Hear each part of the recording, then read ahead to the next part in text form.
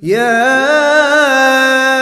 أيها الذين آمنوا اتقوا الله ولتنظر نفس ما قدمت لغد واتقوا الله إن الله خبير بما تعملون.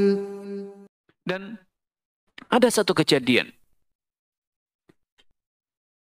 yang ini menjadi pelajaran penting bagi kita.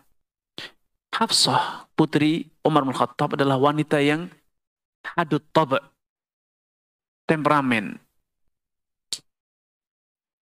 Sehingga dalam suatu kejadian terjadi cekcok dengan Nabi SAW sampai akhirnya Nabi pun menceraikan Hafsah. Istrinya keras, membantah, sampai akhirnya memutuskan diceraikan. Namun demikian, Allah Subhanahu wa Ta'ala menegur Nabi kita, dan ini kejadian ini sengaja untuk menjadi teladan bagi kita. Bukan Nabi yang temperamen, tapi ini terjadi untuk menjadi pelajaran bagi kita bagaimana menghadapi kondisi-kondisi semacam ini. Ketika Nabi telah menceraikan Hafsah, Hafsah pun bersedih. Ternyata turun bukan ayahnya Umar bin Khattab yang datang. Turun malaikat Jibril, membawa wahyu dari Allah Subhanahu wa Ta'ala dan menegur Nabi yang menceraikan Hafsah dengan segala kekurangannya. Talaqta Hafsah? Wahai Rasulullah, apakah engkau menceraikan Hafsah? Raji'ha, segera rujuk Hafsah, fa innaha sawwamatun qawwamah. Karena sejatinya Hafsah itu wanita yang sawwamah, rajin puasa dan rajin qiyamul lail. Ini menjadi satu pelajaran penting, bahwa kalau antum memilih suami atau istri yang benar, pertimbangannya adalah karena agamanya, maka selama agamanya tidak berubah, yang semula baik, semula salihah menjadi fasik. Selama agamanya masih baik, maka tidak ada alasan untuk bercerai. Walaupun akhirnya terbukti bahwa dia temperamen, dia tutur katanya keras, dia suka bantah, dia suka ini dan suka itu. Ya, selama agamanya masih sama bahkan lebih baik, maka tidak ada alasan untuk bercerai. Itu pelajaran penting. Makanya Nabi SAW ketika memberikan arahan bagaimana kita memilih pasangan hidup, beliau memerintahkan kita untuk memprioritaskan pertimbangan agama agar alasan-alasan yang bersifat minor, karena karakter, temperamen, pemarah, atau miskin, atau suka ngorok, atau yang lainnya, itu semuanya terabaikan. Kenapa? Karena kita membangun hubungan rumah tangga bukan di atas kecantikan yang telah pudar, bukan karena kekayaan yang bisa jadi jatuh miskin, tetapi karena agamanya.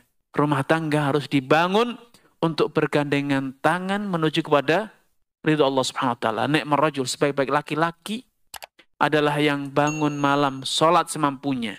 Kemudian dia bangunkan istrinya. Kalau tidak bangun, dipercikan air di wajahnya. Sebaliknya, sebaik-baik wanita adalah yang bangun malam, sholat malam, kemudian dia bangunkan suaminya. Kalau tidak bangun, dipercikan air di wajahnya. Itu orientasi hidup. Sehingga kadangkala kita setelah nikah sekian lama, kita lupa tentang orientasi hidup kita, bahwa kita menikah itu bagian dari tahapan kita menuju kepada Allah Subhanahu wa Ta'ala. Tahapan beribadah kepada Allah Subhanahu wa Ta'ala. Pernikahan bukan hanya untuk menyalurkan nafsu. Orang yang lupa orientasi hidupnya, dia menganggap pernikahan itu adalah karena urusan kepuasan, urusan kecantikan, urusan harta, maka rumah tangganya itu rapuh.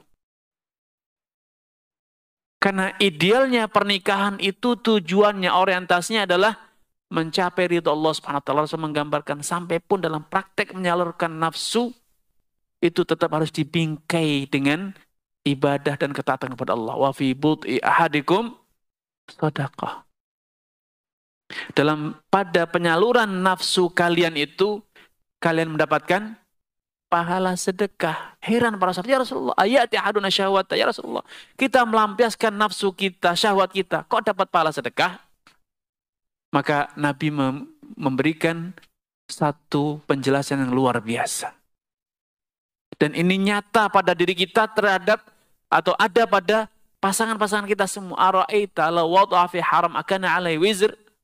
Tidakkah kamu sadar kalau nafsu itu, syahwat itu disalurkan dengan cara haram, dia dapat dosa tidak?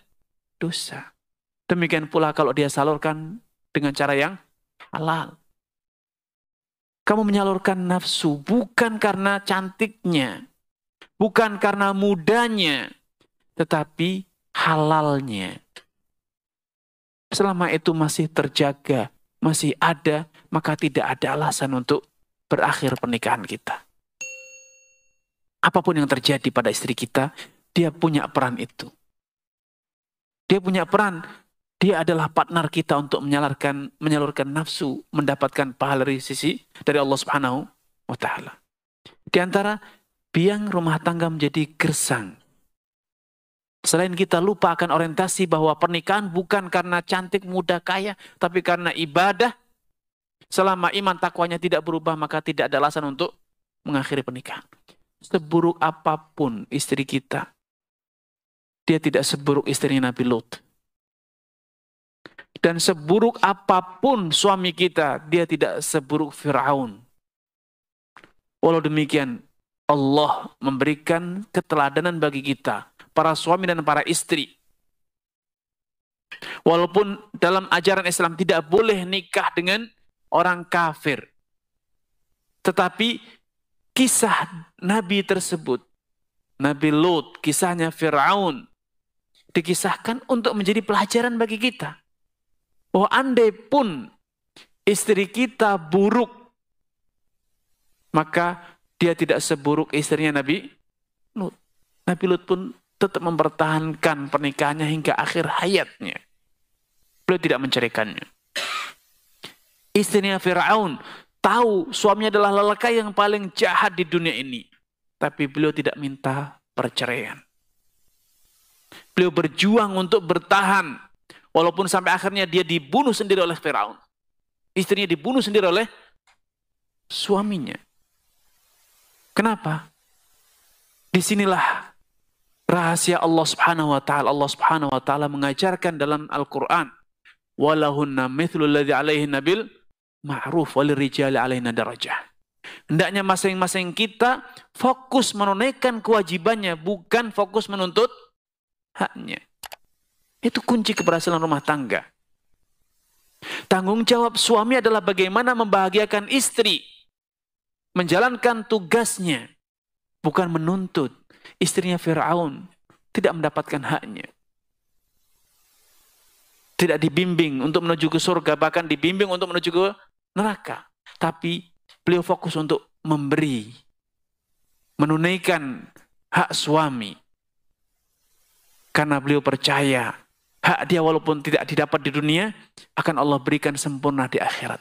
Itulah yang kemudian beliau dapatkan. Allah abadikan namanya dalam Al-Quran. Allah berikan hak dia sempurna di akhirat. Nabi Lut walaupun istrinya pengkhianat, mengkhianati perjuangan Nabi Lut alaihissalam, Nabi Lut tidak patah arang. Hak-hak dia sebagai suami tidak dipenuhi, dikhianati. Tapi beliau tetap bertahan karena beliau yakin bahwa hak dia tidak hilang. Kalau tidak didapat di dunia, beliau akan dapatkan sempurna di mana? Di akhirat.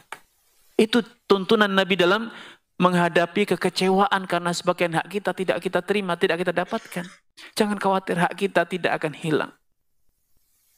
Percayalah Allah akan berikan hak itu. Kalau tidak di dunia akan Allah berikan di akhirat. Sehingga hari ini kalaupun suami sering kadang istrinya tidak menunaikan kewajibannya, tidak perlu kecewa. Itu adalah hadiah pahala dari Allah Subhanahu wa Ta'ala. Kelak Allah akan berikan sempurna. Di hari kiamat Anda akan memintanya. Allah persilakan Anda untuk mendapatkan hak itu dari suamimu, dari istrimu. Yauma yafirul mar'u min akhihi wa ummihi wa abi, itu adalah tabungan pahalamu, tidak perlu sakit hati. Kalaupun tidak bisa dipenuhi di dunia, dia akan penuhi di akhirat dan Anda akan berbahagia kali itu. Kalau ternyata hakmu dibayarkan oleh suami atau oleh istri di mana? Di akhirat. Tidak perlu kecewa, tidak perlu sakit hati. Sehingga istri fokus menunaikan kewajiban. Suami fokus menunaikan kewajiban. Adapun hak, percayalah, Allah akan berikan seutuhnya. Dan kalaupun hari ini istri kita tidak nurut, suami kita tidak menunaikan kewajibannya, bisa jadi itu adalah cara Allah menebus dosa kita. Sebagian salaf mengatakan, inni la a'si rabbi wa a'rifu dzalika fi khuluqi ibnati wa auladi atau dabati. Kadang aku berbuat maksiat kepada Allah. Dan aku sadar tebusan maksiat itu ternyata ada pada perilaku istri dan tungganganku. Istri yang rewel, istri yang bawel, istri yang cerewet. Bisa jadi itu adalah cara Allah menghapuskan dosa kita. Dosa kita dibayar dengan istri yang tidak nurut. Dosa kita dibayar dengan perilaku suami yang kasar. Karena itu percayalah, Allah tidak pernah zalim. Allah tidak pernah zalim kepada hambanya. Orang-orang yang baik akan diberi istri yang baik. Istri yang baik akan diberi suami yang baik. Sehingga ketika kita mendapatkan perlakuan yang tidak sesuai harapan kita, bisa jadi itu adalah karena dosa kita sendiri. Kita yang menabur angin dan kita yang akan menuai badai. Kita yang menabur benih, maka kita pun yang akan menanamnya. Sehingga ketika kita mendapat perilaku suami yang tidak baik, introspeksi diri. Subhanallah, astagfirullah, apa dosaku?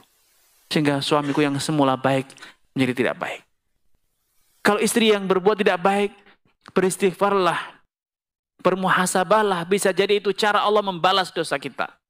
Astagfirullah, apa dosaku sehingga istriku tidak nurut hari ini. Yang semula baik-baik saja. Aku pulang, berangkat kerja, istri baik-baik saja. Pulang, tiba-tiba sudah ngomel-ngomel, marah-marah. Bisa jadi itu dosa yang kita lakukan ketika kita berada di luar rumah.